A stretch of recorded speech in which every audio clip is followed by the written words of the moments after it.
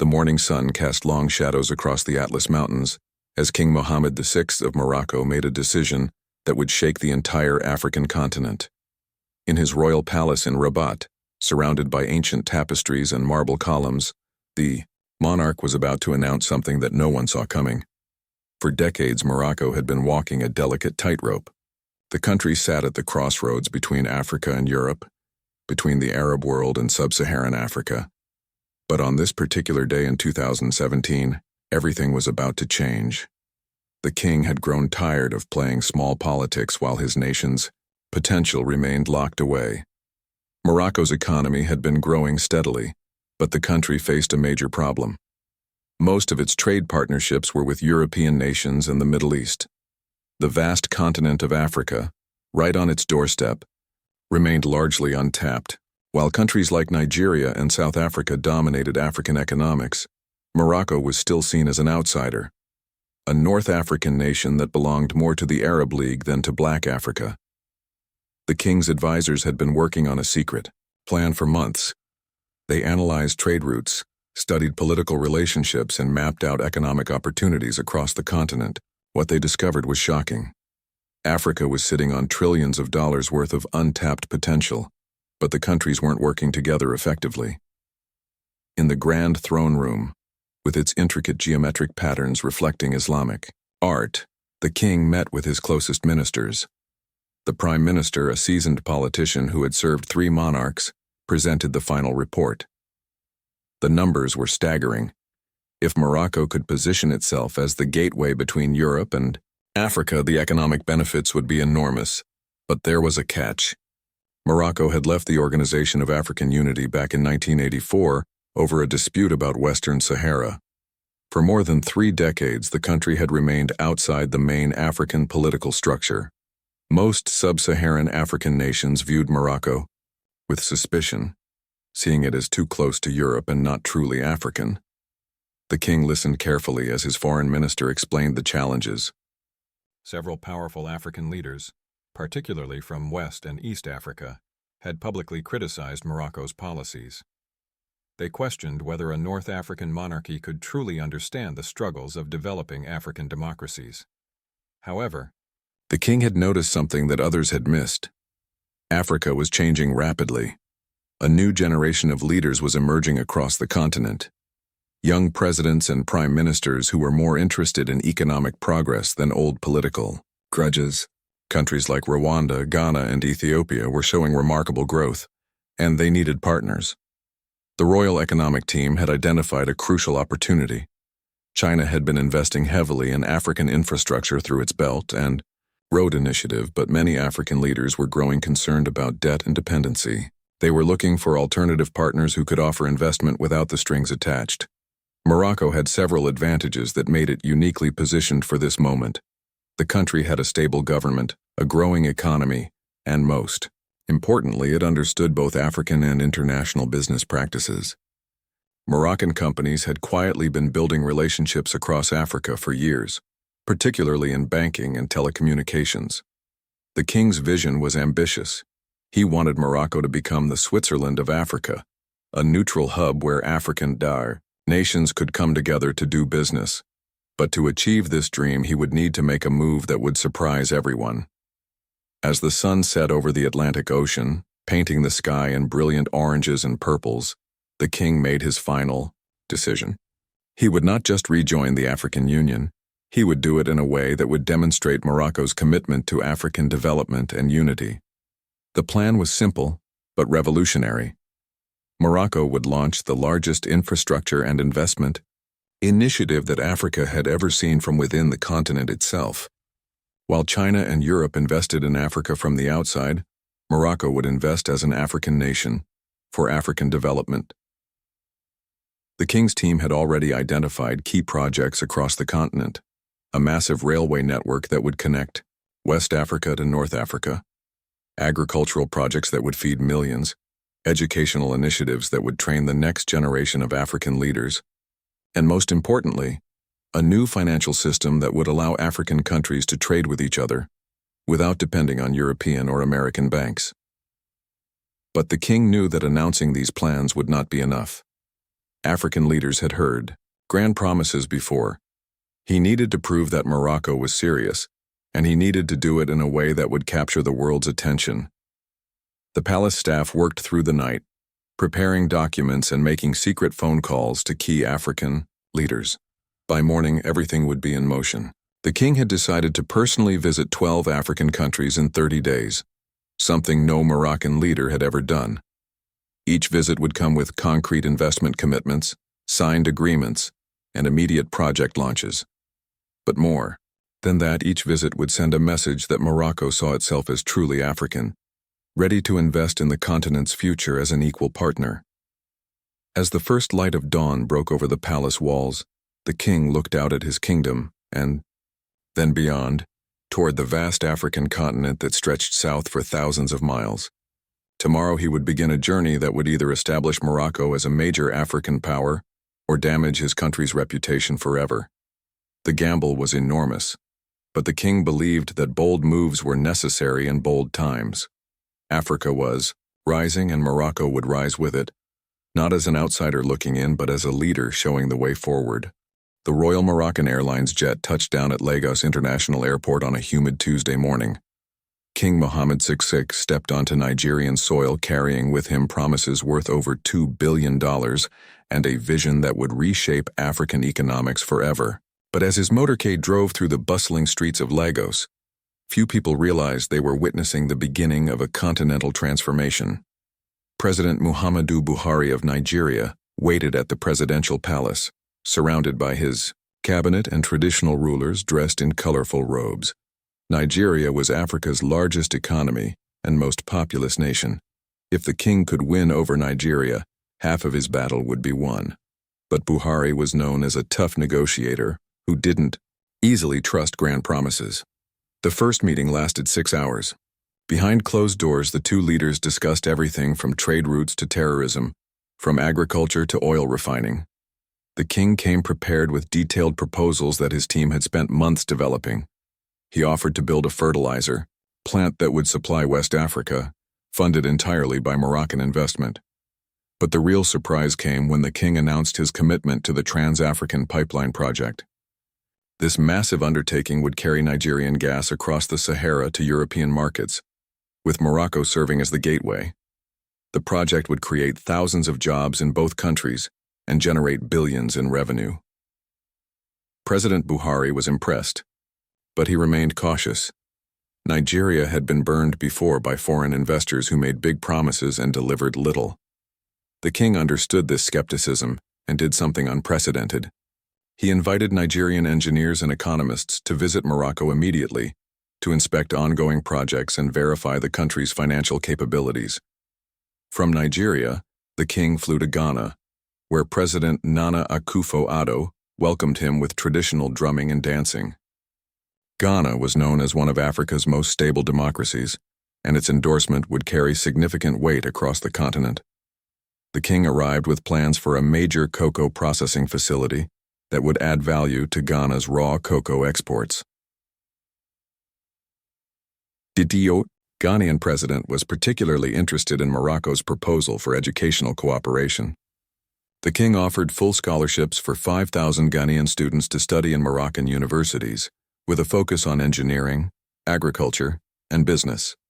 In return, Morocco would benefit from Ghana's expertise in democratic governance and peaceful transitions of power. The third stop was Ethiopia, where Prime Minister Hailemariam Desalegn received the king in Addis Ababa, the headquarters of the African Union. This meeting was symbolically crucial because Ethiopia was seen as the diplomatic heart of Africa. The king needed Ethiopian support to smooth his path back into the African Union. Ethiopia was experiencing rapid economic growth, but the country faced challenges with its landlocked geography. The king proposed a revolutionary solution, a new trade corridor that would connect Ethiopian goods to Moroccan ports, giving Ethiopia direct access to both European and American markets. The plan included modernizing parts of the Trans-Saharan Highway and creating special economic zones along the route. The Ethiopian Prime Minister was fascinated by Morocco's success in renewable energy.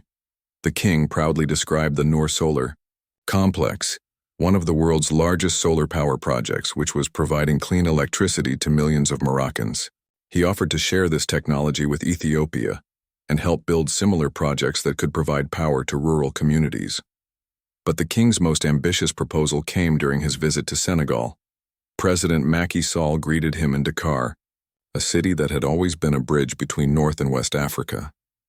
The king announced plans for a new African Development Bank branch that would be headquartered in Casablanca, with regional offices in major African cities.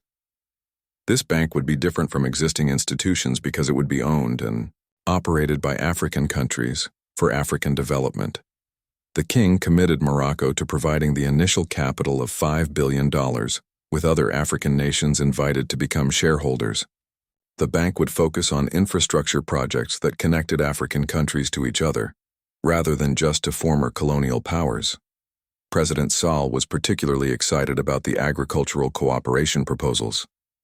Morocco had become a leader in modern farming techniques despite its challenging climate. The king offered to share irrigation technology and drought-resistant crop varieties that could help Senegal and other Sahel countries cope with climate change. The fifth stop was Rwanda, where President Paul Kagame had transformed his country from the ashes of genocide into one of Africa's fastest-growing economies. The king was impressed by Rwanda's focus on technology and innovation. He proposed creating a joint technology hub that would serve as Silicon Valley for Africa, combining Morocco's stability with Rwanda's entrepreneurial energy. President Kagame was known for his direct speaking style, and he asked tough questions about Morocco's long-term commitment to Africa. The king answered by announcing that Morocco would move its African operations headquarters from Paris to Kigali, bringing hundreds of high-paying jobs to Rwanda and demonstrating genuine commitment to doing business within Africa. The most emotional moment of the tour came in South Africa, where President Jacob Zuma welcomed the king to Pretoria. South Africa had historically been the economic powerhouse of the continent, but the country was facing challenges with corruption and unemployment. The king offered partnerships that would benefit both nations without threatening South Africa's regional leadership. The breakthrough came when the king proposed a joint venture to build automotive assembly plants in both countries. Morocco had become a major car manufacturing hub for European companies, while South Africa had the raw materials and skilled workforce needed for expansion. Together, they could supply the growing African market for vehicles and create hundreds of thousands of jobs. By the end of his 12-country tour, the king had signed agreements worth over $15 billion, but more importantly, he had changed the conversation about African development. Instead of waiting for foreign investment and aid, African countries could work together to build their own prosperity. The international media began to take notice. European and American newspapers started running stories about Morocco's African Marshall Plan. Chinese officials quietly expressed concern about competition for influence on the continent.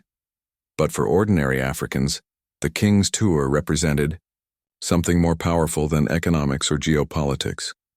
For the first time in decades, an African leader was offering genuine partnership based on mutual respect and shared prosperity.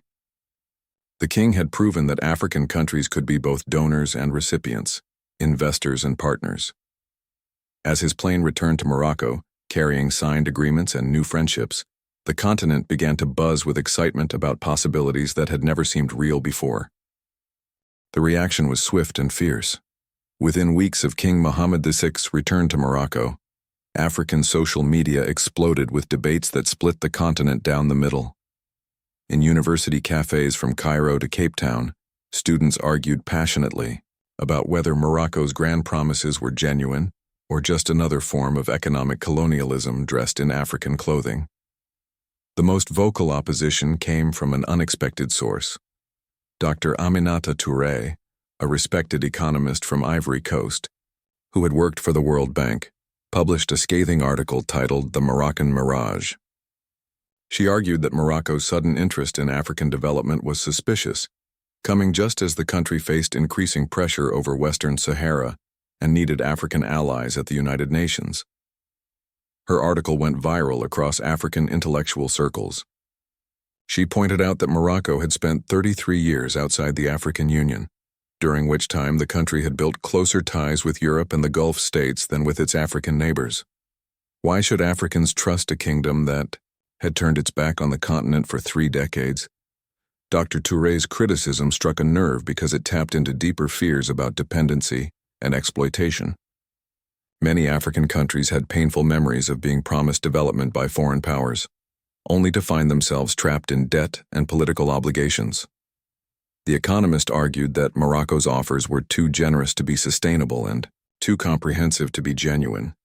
But her arguments also sparked a fierce counter-response from younger African voices. A group of entrepreneurs and activists, led by Ghanaian tech innovator Kwame Asante, launched the Africa First campaign on social media.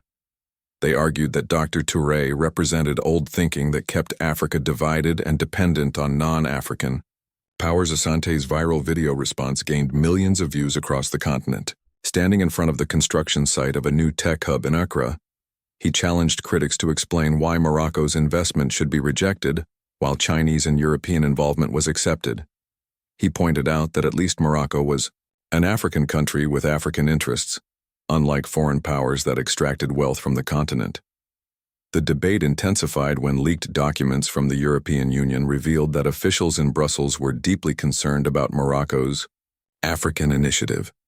The documents, published by Investigative Journalism Network, showed that European diplomats viewed the king's tour as a direct threat to European influence in Africa. One particularly damaging memo from a senior EU official described Morocco's strategy as dangerously effective because it offered Africans what Europeans never could: partnership between equals rather than donor-recipient relationships. The official recommended that European countries increase their own African investments to counter Moroccan influence. These revelations changed the entire conversation. Suddenly, African leaders who had been skeptical of Morocco began to see the kingdom's initiative in a different light. If European powers were worried about Moroccan investment in Africa, perhaps that was evidence that the investment was genuinely beneficial for African development.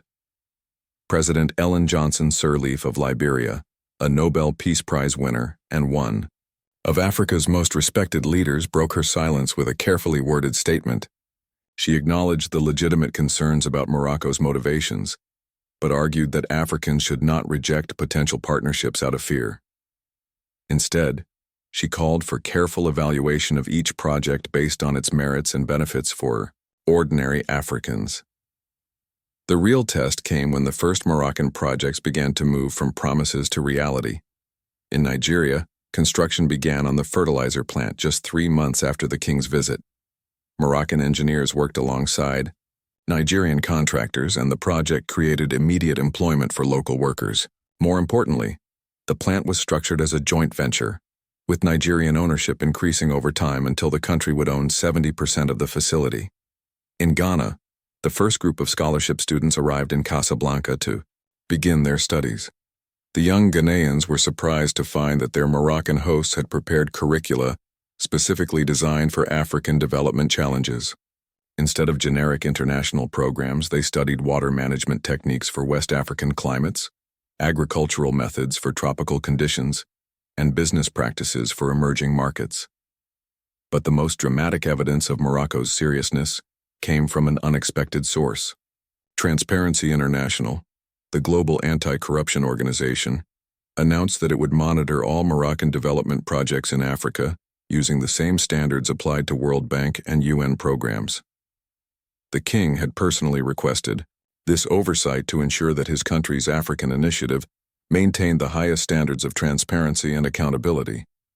This move stunned both critics and supporters. No country had ever voluntarily subjected its foreign investment programs to independent international monitoring. The announcement effectively called the bluff of critics who claimed that Morocco's motives were questionable. If the projects were truly designed to benefit Morocco at Africa's expense, why would the kingdom welcome such scrutiny? The monitoring program revealed something remarkable about Morocco's approach. Unlike Chinese investments, which often used Chinese workers and materials, Moroccan projects prioritized local employment and sourcing. Unlike European development programs, which typically required recipients to purchase goods from donor countries, Moroccan investments encouraged the use of materials from other African countries. In Ethiopia, the Trade Corridor project became a continental success story almost immediately. The first convoy of Ethiopian coffee reached Casablanca port in record time, and the coffee was sold to European buyers at prices 20% higher than traditional routes had offered. The success was so dramatic that other landlocked African countries began requesting similar arrangements. The skeptics faced another blow when the African Development Bank announced its analysis of Morocco's first year of African investments. The bank's economists found that Moroccan projects had created more jobs per dollar invested than comparable Chinese or European initiatives. More importantly, the projects showed higher rates of technology transfer and skills development for local workers. Dr. Akinwumi Adesina, the Nigerian president of the African Development Bank, praised Morocco's approach at a Continental Economic Forum in Addis Ababa. He noted that while other foreign investors focused on extracting Africa's raw materials, Morocco was investing in value-added processing that would help African countries move up the economic ladder.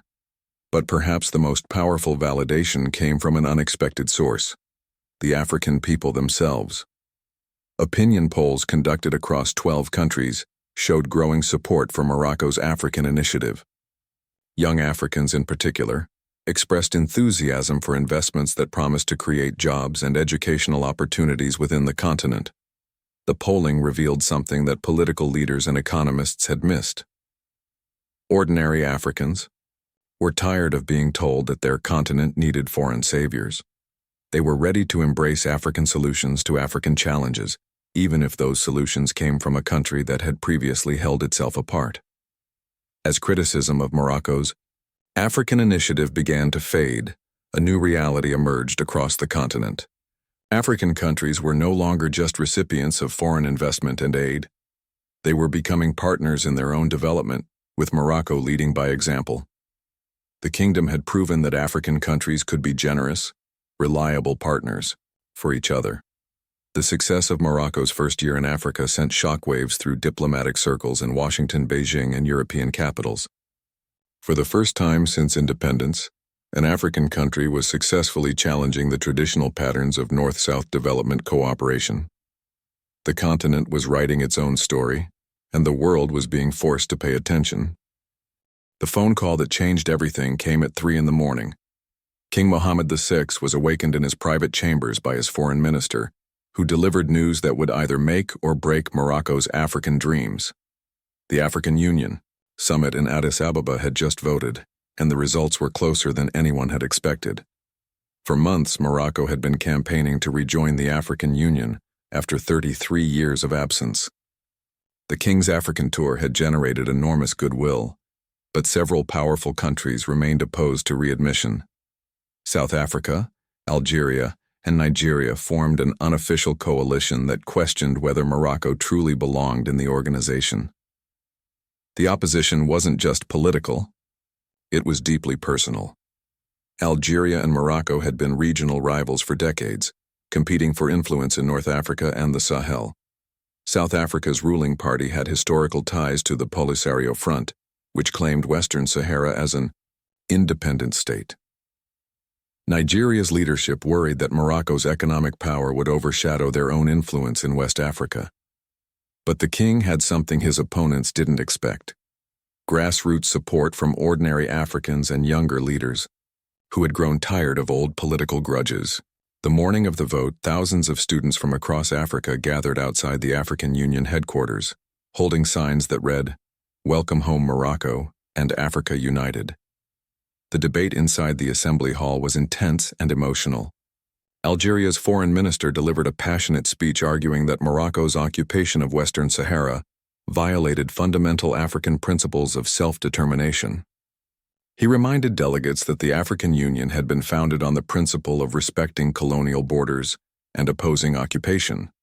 Nigeria's representative took a different approach, focusing on economic concerns.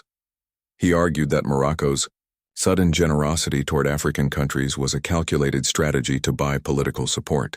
He questioned whether a monarchy could truly understand the struggles of African democracies, and warned against allowing economic power to override political principles. But South Africa's President Jacob Zuma surprised everyone by breaking with his party's traditional position. In a carefully crafted speech, he acknowledged the historical concerns about Western Sahara, but argued that excluding Morocco had not solved the problem.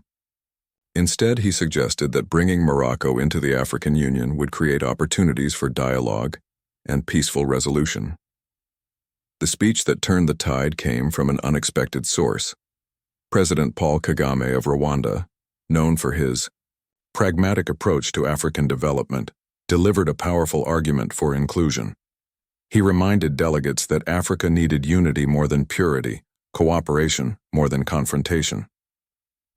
Kagame pointed to the concrete benefits that Morocco had already delivered across the continent. The fertilizer plant in Nigeria was producing thousands of tons of agricultural chemicals that were reducing farming costs across West Africa. The Ethiopian trade corridor was generating millions of dollars in additional revenue for landlocked countries. The educational scholarships were training a new generation of African leaders. We can continue to punish Morocco for past mistakes, Kagame said. Or we can welcome them home and hold them accountable as family members. Africa is stronger when we stand together, and Morocco has proven its commitment to our shared prosperity. The vote was scheduled for late afternoon, but by morning it was clear that the outcome would be close. Morocco's supporters included most of West Africa, where the kingdom's investments had been most visible. The opposition was strongest in southern and central Africa, where historical ties to liberation movements ran deep. The breakthrough came during a private meeting between King Mohammed VI and President Uhuru Kenyatta of Kenya. The two leaders met in a quiet conference room, away from the media and political theater. The king made an offer that changed the political calculation completely. Morocco would contribute $1 billion to establish an African development fund specifically focused on infrastructure projects in the least developed African countries. The fund would be managed jointly by the African Union and the African Development Bank, ensuring that resources went to projects that benefited the entire continent rather than just Morocco's bilateral partners. More importantly, the king agreed to submit the Western Sahara question to binding international arbitration within 5 years of Morocco's readmission to the African Union. This commitment addressed the primary concern of Morocco's opponents while demonstrating genuine commitment to African principles of peaceful conflict resolution. When President Kenyatta announced these commitments to the assembled delegates, the atmosphere in the hall changed dramatically. Countries that had been firmly opposed to Morocco's readmission began to reconsider their positions. The king's willingness to address the Western Sahara issue directly showed a level of political courage that impressed even his harshest critics. The final vote took place as the sun set over Addis Ababa. Delegates from 54 African countries cast their ballots in a process that would determine whether Morocco would rejoin the continental family after more than 3 decades of separation. The tension in the hall was palpable as ballots were counted under international supervision. When the results were announced, the reaction was explosive. Morocco had won readmission by a margin of 39 votes in favor, 14 against, and 1 abstention. The victory was narrower than the king's supporters had hoped, but it was decisive enough to end decades of isolation. The king, who had remained in Morocco during the vote, received the news in his palace, surrounded by his closest advisors. The celebration was subdued because everyone understood that winning the vote was only the beginning. Morocco now had to prove that its promises were genuine and that its commitment to African development was permanent. The reaction across Africa was swift and polarized. In countries that had supported Morocco's readmission, there were celebrations in the streets. University students in Accra and Lagos organized parties to welcome Morocco back to the African family.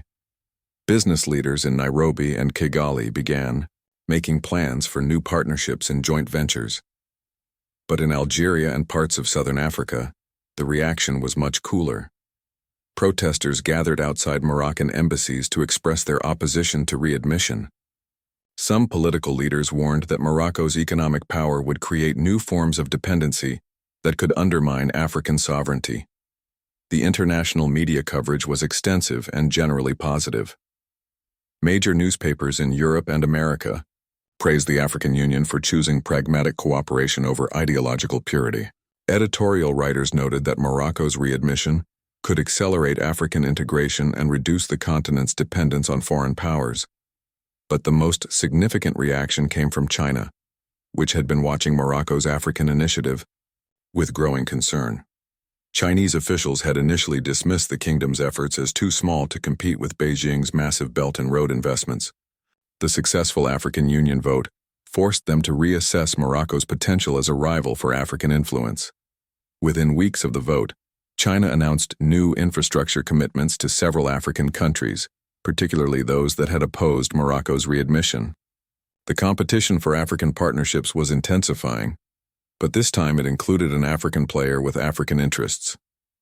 As King Mohammed VI prepared for his first African Union summit as a member state, he reflected on how much had changed in just 2 years.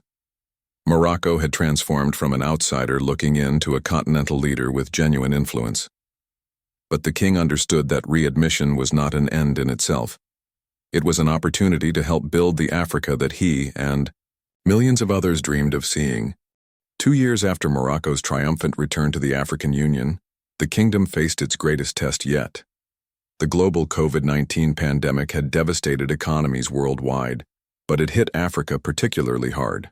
Supply chains collapsed, tourism disappeared, and millions of jobs vanished overnight.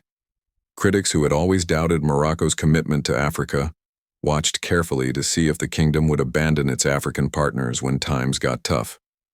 The answer came swiftly and surprised everyone, including Morocco's closest allies. Instead of pulling back, King Mohammed VI doubled down on his African commitments. In March 2020, as European borders slammed shut and international flights were canceled, Morocco kept its borders open to African citizens and launched the continent's most ambitious pandemic response program. The first sign of Morocco's determination came when Ethiopian Airlines flight ET-608 landed in Casablanca, carrying 200 stranded African students who had been studying in China.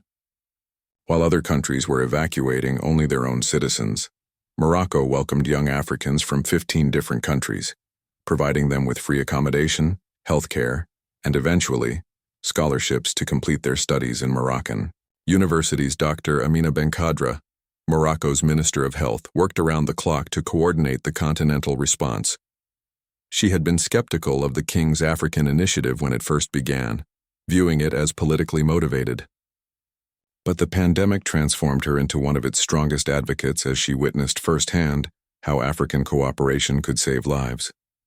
The breakthrough moment came when Morocco's pharmaceutical industry, which had been quietly growing for decades, stepped up to fill a critical gap in Africa's healthcare needs. As global supply chains broke down and wealthy countries hoarded medical supplies, African hospitals faced desperate shortages of basic medications and protective equipment. Morocco's Sathima and Cooper Pharma companies, working with government support, rapidly scaled up production of essential medicines and medical supplies specifically for African markets. Unlike multinational pharmaceutical companies that prioritized wealthy countries, Moroccan manufacturers kept their African commitments even when European buyers offered higher prices. The most dramatic example of this commitment came during the oxygen crisis that devastated hospitals across Africa in late 2020. As COVID-19 patients filled intensive care units from Senegal to Kenya, hospitals ran out of medical oxygen and patients died from preventable causes. European and American suppliers couldn't meet the sudden surge in demand, leaving African countries desperate for alternatives. Morocco's response was unprecedented in African history.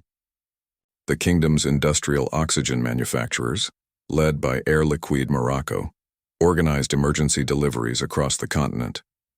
Moroccan Air Force cargo planes flew daily missions to deliver oxygen concentrators and tanks to hospitals in Mali, Burkina Faso, Niger, and Chad. The program saved thousands of lives and demonstrated African solidarity in action, but Morocco's most significant contribution to Africa's pandemic response was the vaccine initiative that shocked the global health community. When wealthy countries began hoarding COVID-19 vaccines in early 2021, Leaving Africa with less than 2% of global supplies, Morocco took bold action that redefined South-South cooperation. The king announced that Morocco would share its entire vaccine procurement with African countries on a cost-price basis. This meant that vaccines purchased by Morocco for $8 per dose would be sold to African countries at the same price, even though market rates had risen to over $30 per dose in some regions. The program began with Morocco's neighbors in the Sahel region, where the kingdom had the strongest logistical networks. Convoys of refrigerated trucks crossed the Sahara Desert, carrying precious vaccines to hospitals in Mali, Niger, and Chad. The sight of Moroccan trucks delivering life-saving vaccines became a powerful symbol of African unity that resonated across the continent. Ghana's President Nana Akufo-Addo was among the first African leaders to publicly praise Morocco's vaccine-sharing program. Speaking at the Africa CDC headquarters in Addis Ababa, he noted that Morocco was the only African country that had prioritized continental solidarity over national interest in vaccine distribution. The success of the vaccine program encouraged other African countries to follow Morocco's example. Nigeria began sharing locally produced medications with neighboring countries. South Africa opened its pharmaceutical patents to allow other African countries to produce generic versions of essential medicines. For the first time, Africa was responding to a global crisis as a united continent rather than 54 separate countries. The economic impact of Morocco's pandemic response was equally remarkable. While global trade collapsed and international investment dried up, Morocco's African partnerships actually strengthened during the crisis. The kingdom's investments in African agriculture proved particularly valuable as food security became a continental priority. The fertilizer plant in Nigeria, which had been criticized as unnecessary when it opened, became a lifeline for West African agriculture during the pandemic. When global fertilizer prices skyrocketed and supply chains broke down, the plant kept producing at full capacity, ensuring that farmers across the region could maintain food production. Similarly, the Ethiopian trade corridor that critics had dismissed as economically unviable proved its worth during the pandemic. When traditional shipping routes became unreliable and expensive, Ethiopian coffee and other exports continued flowing to global markets through Morocco, generating crucial foreign currency for both countries. The most surprising development was the emergence of Morocco as Africa's logistics hub during the pandemic. The kingdom's strategic location, modern infrastructure, and strong relationships across the continent made it an ideal distribution center for medical supplies, food aid, and other emergency resources. International organizations began routing their African assistance through Morocco rather than traditional hubs in Europe or the Middle East. The World Health Organization established a major logistics center in Casablanca specifically to serve African countries.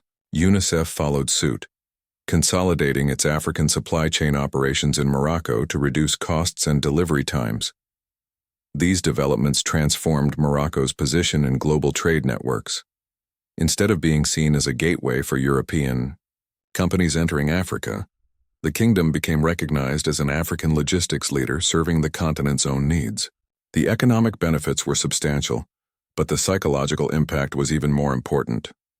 For the first time in modern history, an African country was leading the continental response to a global crisis. Morocco had proven that African countries could be reliable partners for each other, not just recipients of foreign assistance. The kingdom's pandemic response became a model that other African countries studied and replicated. The success stories attracted attention from unexpected quarters.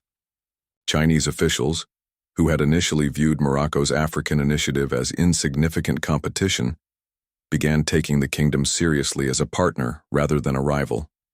European Union leaders invited Morocco to join consultations on African development policy, acknowledging the kingdom's growing influence on the continent. But perhaps the most meaningful recognition came from ordinary Africans who had benefited from Morocco's pandemic response. Students who had been evacuated from China wrote thank you letters that went viral on social media. Healthcare workers who had received Moroccan medical supplies shared photos that spread across the continent. Farmers who had used Moroccan fertilizers during the crisis became informal ambassadors for African cooperation. As the pandemic began to subside in late 2021, analysts across the continent began to assess what had changed. Morocco had transformed from an outsider seeking acceptance to an established African leader with proven reliability. The kingdom had demonstrated that its commitment to African development was genuine and sustainable, not just a diplomatic strategy. More importantly, the pandemic response had shown that African countries could work together effectively when they shared common interests and mutual respect. Morocco's leadership had helped create new patterns of continental cooperation that would outlast the crisis and reshape Africa's future. 5 years after King Mohammed VI announced his African vision, the continent looked dramatically different. On a sunny morning in January 2025, the king stood on the observation deck of the new Casablanca Financial Center, gazing out at a harbor filled with ships from across Africa. What he saw below represented the fulfillment of a dream that had once seemed impossible. Africa trading with Africa, investing in Africa, and building prosperity together. The numbers told an extraordinary story of transformation.